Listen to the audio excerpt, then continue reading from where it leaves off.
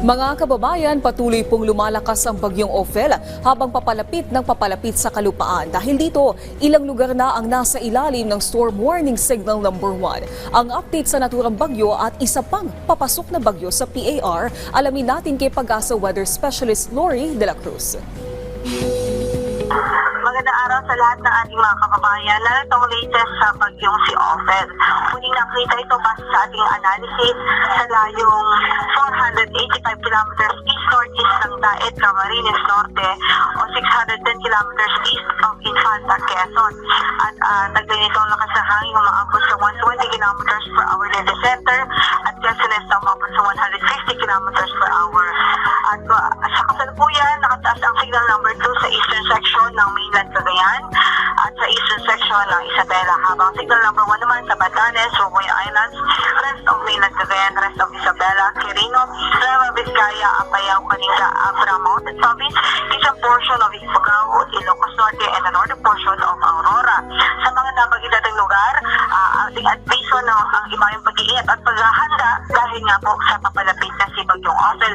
At aasahan natin na tataas pa ang mga signals dito sa mga lugar na ito sa bahagi ng Northern Luzon at Central Luzon. Samantala, ang storm surge naman ay posible. Pwede umabot from 1 meter to 3 meters in the next 48 hours doon po sa low-lying or exposed na areas sa coastal localities ng Batanes, Ilocos Norte, Ilocos Sur, Cagayan kasama ng Babuin Islands, Isabela at Northern Aurora. Update naman sa bagyo na nasa labas ng PAR, muling nakita si Tropical Storm Manny sa layong 1,965 kilometers silangan ng Eastern Visayas at kaya lakas ng hangin umaabot sa 65 kilometers per hour near the center at pagbusong 80 kilometers per hour.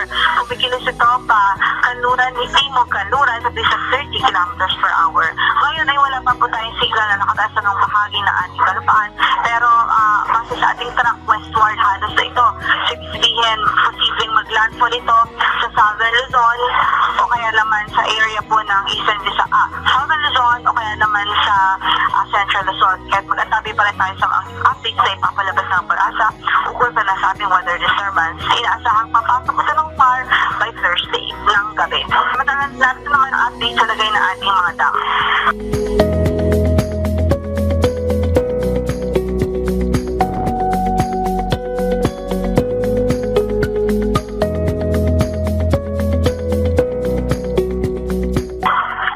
Sa bansa ay hindi pa po opisyal na dinideklara ng Pag-asa sapagkat tinitingnan pa po natin ang ating mga datos at sa ngayon ay wala pa pong persistent na northeasterlies o yung hangin na nanggagaling sa hilagang silangan na nakaka-apekto at prevailing sa bansa.